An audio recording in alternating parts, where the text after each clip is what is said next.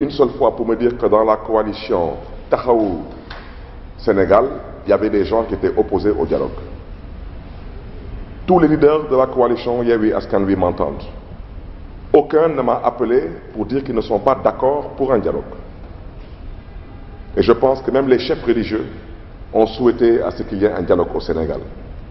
Alors j'aimerais savoir en quoi est-ce que dialoguer devrait être une honte pour nous, peuple sénégalais, particulièrement pour nous, acteurs politiques. Je voudrais dire et rappeler aux Sénégalais que l'ambition est le moteur de la vie. Nous sommes en politique, nous sommes effectivement dans un choc des ambitions. Certains ont décidé que pour être candidat à l'élection présidentielle de février 2024, ils disent qu'ils sont prêts, eux, à renoncer à tous leurs privilèges, rendre les postes ministériels, éventuellement même restituer une institution pour être candidat. C'est leur choix. Et nous l'avons respecté. Personne ne nous a entendu commenter cela. D'autres ont dit que eux, pour être candidats, ils sont prêts à ce que des centaines de vies soient sacrifiées, que les Sénégalais perdent leur vie et qu'au passage, éventuellement, peut-être leur mère pourrait remettre des enfants au monde. Cela ne nous a pas poussé à le commenter. C'est ça leur stratégie, on la respecte. Nous avons décidé que pour être candidats, nous sommes disposés et disponibles à pouvoir dialoguer. Dialoguer ne veut pas dire dealer. Et il faut qu'on se respecte. Tous ceux qui disent aujourd'hui qu'ils ne sont pas d'accord pour le dialogue, ils ont peut-être malheureusement oublié de dire aux Sénégalais que s'il y avait des élections demain, eux, ils sont éligibles. Mais ils ont oublié de dire aux Sénégalais que nous qui sommes prêts à aller dialoguer et non négocier, s'il y a des élections demain, nous ne sommes pas éligibles. Alors, où se trouve le problème? Certains disent qu'ils sont prêts à quitter un gouvernement pour être candidats. D'autres disent qu'ils sont prêts à sacrifier des centaines de vies humaines et au besoin, les mères de ces personnes qui auront perdu la vie peuvent éventuellement remettre des enfants au monde. Et nous, on dit qu'on est prêt à partir dialoguer pour voir dans quelles conditions nous pouvons aller vers des élections apaisées. Mais où se trouve le problème? Et ceux qui ne sont pas d'accord pour le dialogue, pourquoi depuis 3 mois et demi ils ne l'ont pas indiqué? Je souhaiterais surtout dire à l'endroit des Sénégalaises et des Sénégalais que ma stature d'homme d'État ne me permet pas de pouvoir tout dire. Je suis obligé de faire preuve de tenue et de retenue parce que je n'ai pas le droit d'insulter l'avenir. Et suite à ce dialogue, des bonnes volontés se sont levées. Et des bonnes volontés qui n'ont rien à voir avec le monde politique, qui n'ont aucun intérêt dans la politique, qui m'ont demandé est-ce qu'ils pensent qu'ils peuvent s'impliquer suite à mon appel sur Walfadjri et Seneweb. Je leur ai dit que je pense qu'ils peuvent s'impliquer. Et je leur ai dit que moi, aujourd'hui, le dialogue, j'y crois. Parce que ce que je vois actuellement ne me rassure pas. Parce que je vois 2 camps qui tirent sur une corde. Et pour l'instant, chaque camp détient une certaine force qui ne permet pas à l'autre camp de faire tomber le camp adverse. Mais si chacun tire sur la corde et qu'aucune partie n'est capable de faire tomber l'autre partie pour l'instant, je vais vous dire ce que je pense, c'est que si on continue, cette corde va se couper. Elle va se couper en 2. Et si elle se coupe en 2, toutes les parties vont tomber à terre. Et je suis au regret de vous dire que je ne pense pas que ceux qui pensent être candidats, je ne pense pas qu'ils seront candidats et je ne pense pas qu'ils seront présidents de la République du Sénégal. Je pense peut-être même que le président de la République du Sénégal peut ne pas être un civil à partir de ce moment. Et je vous invite à regarder autour du Sénégal, dans les pays voisins, ce qui se passe. Quand des civils arrivent au pouvoir, ils savent qu'ils sont condamnés à partir un jour. Quand des personnes qui ne sont pas des civils arrivent au pouvoir, on sait quand ils arrivent, mais on ne sait pas quand est-ce qu'ils partent. C'est pourquoi j'ai pris sur moi la responsabilité de porter cet appel au dialogue. Mais je voudrais surtout dire que suite à l'intervention de ces bonnes volontés, et je ne peux pas aller plus loin que ça. Parce que ce sont des bonnes volontés qui se sont déplacées à 2 reprises dans mon domicile. Je préfère ne pas parler parce que je suis un homme d'État, je n'ai pas besoin de donner des détails. Je laisse le soin aux Sénégalais d'apprécier les différents discours. Parce qu'il n'est pas question aujourd'hui que la manipulation continue à prospérer que pour des intérêts partisans, claniques et politiciens. Il n'en est pas question. Parce que je voudrais tout de même dire que ce que je fais depuis des semaines et des mois, je ne le fais pas seul. Dans cette coalition, j'ai effectivement un leader politique qui s'appelle Khalifa Sall. Mais j'ai aussi un ami que je considère toujours comme étant mon ami, Ousmane Sonko. Et je peux dire que je ne pose aucun acte sans leur parler. Aucun acte. De jour comme de nuit. Et ils m'entendent. De jour comme de nuit. Parce que je n'ai rien à cacher à personne. Et je le répète, je ne suis pas candidat à l'élection présidentielle de février 2024. Et si je devais l'être, personne ne peut m'empêcher de l'être. Parce que je pense qu'aujourd'hui j'ai un vécu en politique. J'ai une carrière riche de plus de 18 années de politique. Je n'ai de leçons à recevoir de personne. Dans ce pays, certains disent que ce qu'ils ont vécu en termes de brimade et d'humiliation, personne ne l'a jamais vécu dans ce pays. Je pense que vous connaissez mon parcours. Je ne suis pas là pour juger mon parcours, mais je pense que je n'ai jamais été pris à défaut d'infidélité, de déloyauté ou bien de choses qui ne relèvent pas de sérieux. Et aucun Sénégalais ne remettra en cause mon militantisme, mon patriotisme ou bien mon courage. Aucun Sénégalais. Aujourd'hui, on est sur les réseaux sociaux à nous insulter. Parce qu'on a décidé, nous le Taxawu Sénégal avec Khalifa Sall, de considérer l'option du dialogue, pas que pour être candidat. Parce que si Khalifa Sall ne doit pas être candidat, ce n'est pas une fin en soi pour nous. Et j'ai déjà dit, je répète, je persiste et signe, que si Khalifa Ababacar Sall n'est pas candidat à l'élection présidentielle de février 2024, je soutiendrai mon frère, que je considère comme étant toujours mon frère, M. Ousmane Sonko, à l'élection présidentielle de 2024, parce que ce sont des hommes pour lesquels je nourris de l'ambition. Et je pense que franchement, je ne peux pas dire plus que ça. Et s'il y a des individus qui considèrent que nous sommes en religion, ils ont tout faux, ils n'ont rien compris. Parce qu'il y a des choses qu'on ne peut plus continuer à accepter. On ne peut plus continuer à accepter que sur les réseaux sociaux, des individus bien identifiés, appartenant à un parti politique particulièrement, se permettent d'insulter un homme qui ne leur a rien fait, en l'occurrence Khalifa Ababacar Sall, qui, je le répète et je le rappelle, Khalifa Sall a été éliminé injustement de l'élection présidentielle de 2019. Si certains considèrent que cette élimination n'a pas permis à d'autres acteurs politiques de pouvoir émerger, c'est leur droit et on leur concède. Mais moi, je fais partie de ceux qui pensent que l'élimination de Khalifa Ababacar Sall de façon injuste a contribué grandement à l'émergence d'autres leaders politiques. Parce que la nature a horreur du vide. Mais je souhaiterais rappeler aussi aux uns et aux autres que quand M. Khalifa Ababacar Sall a été éliminé, emprisonné, privé de tous ses mandats électifs, je pense que Khalifa Sall ne s'est jamais offusqué d'une quelconque candidature. Je pense que M. Khalifa Sall n'a jamais empêché à quiconque d'être un candidat ou de battre campagne. Et je pense que la famille politique de Khalifa Sall n'a jamais insulté un quelconque candidat parce qu'on n'a pas senti un soutien par rapport à l'injustice que subissait Khalifa Sall. Mais je tiens surtout à dire que Khalifa Sall étant en prison, des candidats à l'élection présidentielle sont venus solliciter son soutien en prison. Il les a écoutés, il les a reçus et il les a conseillés comme il a pu.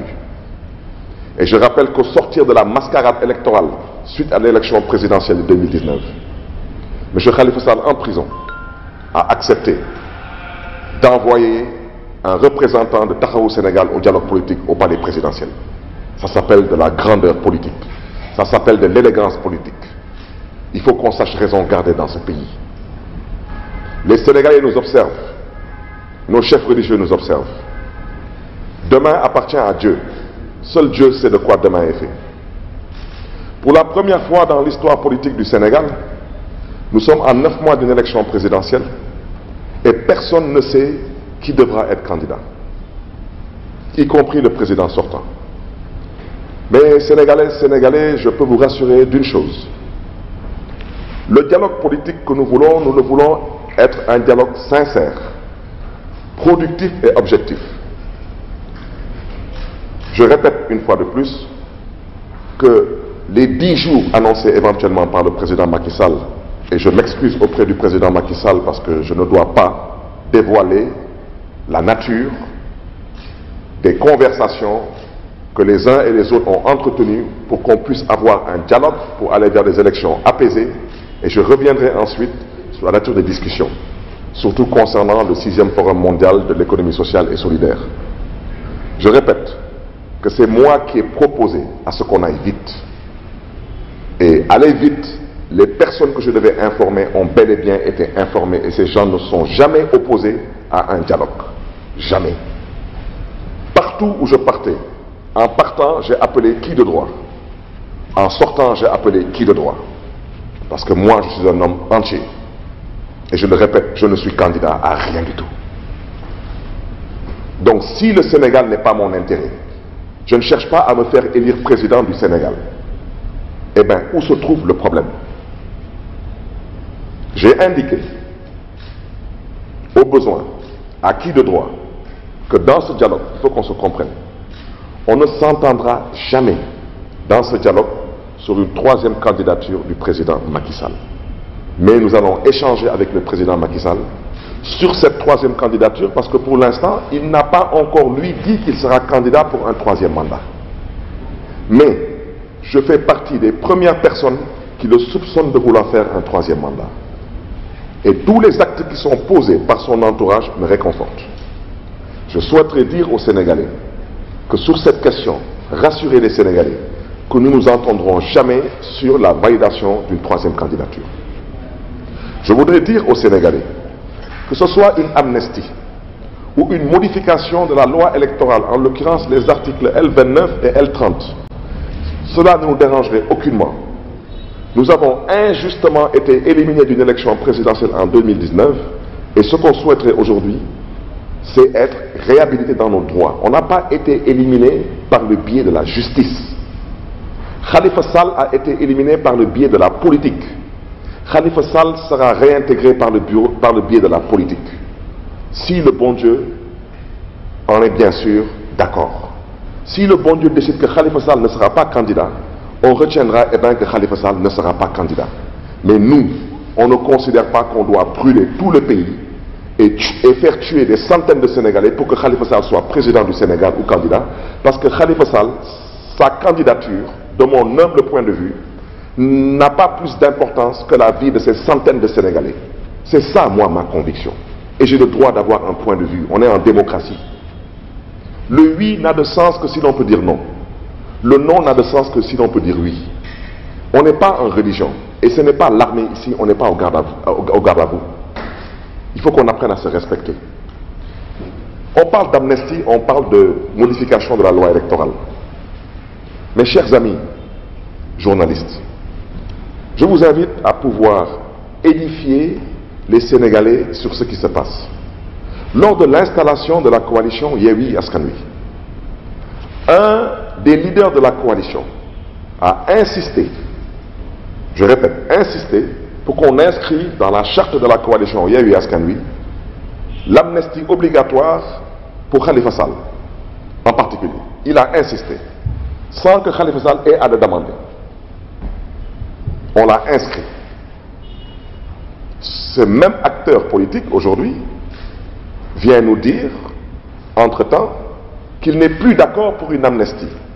Je souhaiterais d'abord, vraiment avec beaucoup de respect, de considération, rappeler aux uns et aux autres que ce n'est pas à eux de décider ce que on doit faire pour un candidat qui cherche à être candidat ou pas.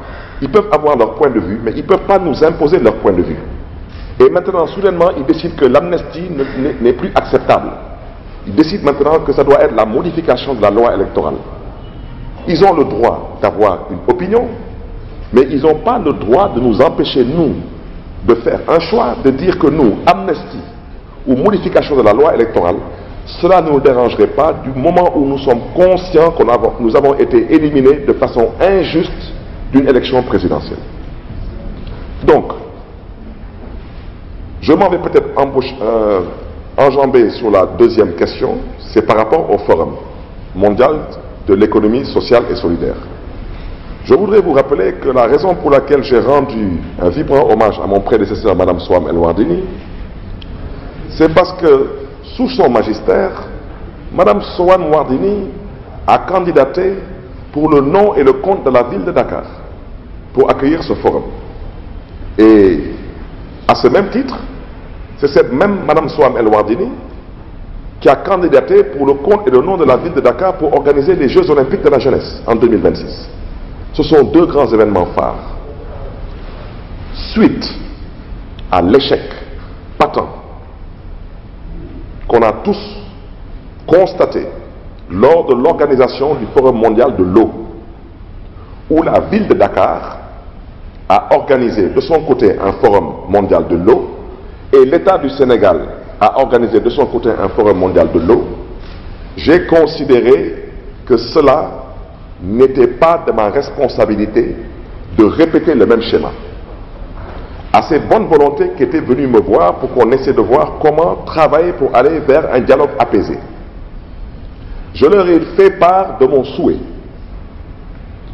de voir le président de la République poser des actes qui puissent réconforter les uns et les autres sur un esprit républicain qui puisse nous permettre au besoin d'aller vers un dialogue constructif, objectif et apaisé. Et j'ai rappelé à ses interlocuteurs que quand le président Macky Sall nous a contactés suite à la victoire des Lions à la Coupe d'Afrique des Nations, certains responsables politiques ont décliné l'invitation du président Macky Sall. Je fais partie, avec Khalifa Sall, de ces leaders politiques qui ont accepté d'aller ce jour-là honorer le Sénégal et d'honorer l'équipe nationale du Sénégal qui avait abattu et accompli un exploit extraordinaire et formidable pour la première fois pour le sport sénégalais. J'ai rappelé aussi, au besoin, à mes interlocuteurs, que quand le président Macky Sall m'a invité pour l'inauguration du stade Abdoulaye Wade, j'ai accepté en tant que maire de Dakar de venir rehausser de ma présence cet événement. J'ai aussi rappelé à ces mêmes interlocuteurs que ma responsabilité, c'est d'être présent aux côtés de l'armée sénégalaise lors des festivités du 4 avril. Et qu'à ce titre, je souhaiterais qu'ils indiquent au président de la République ma volonté non négociable de le voir aux côtés de la ville de Dakar, honorer le Sénégal, honorer l'Afrique, parce que c'est la première fois en terre africaine où on organisait le Forum sur l'économie sociale, solidaire, voire circulaire et inclusive. Après moult tractations, certains m'ont demandé d'écrire une correspondance au chef de l'État pour l'inviter. Je leur ai dit que je ne peux pas le faire. Parce que depuis mon arrivée à la mairie de Dakar, j'ai envoyé une correspondance au chef de l'État pour solliciter une audience pour discuter des problématiques que rencontre la ville de Dakar. Cette correspondance a été sans suite. Et que je ne suis pas disposé à répéter la même opération. Ils m'ont demandé si j'étais disposé à rencontrer Monsieur le Président de la République, Macky Sall, pour échanger avec lui de vive voix. Ce que j'ai accepté sur le principe. Je souhaiterais dire que les conditions de cette rencontre ont été que je n'acceptais pas d'aller à la présidence de la République, premièrement. Je n'acceptais pas d'aller à son domicile à Mermoz, deuxièmement. Et qu'il est chef de l'État, je n'ose pas lui demander de se déplacer chez moi comme l'ont fait ses interlocuteurs. Je suis un homme politique, le maire de Dakar est un homme qui aspire demain à diriger ce pays. Le chef de l'État, après moult tractations, on s'est entendu sur un lieu et une heure. 2 individus ont été informés dans ce pays de cette rencontre. C'est M. Khalifa Sall et M. Ousmane Sonko, qui, je le répète, l'a dit lors de son intervention, a dit que dès que je suis sorti, je l'ai appelé. Donc une personne qui se cache ne vous informe pas. Une personne qui se cache ne vous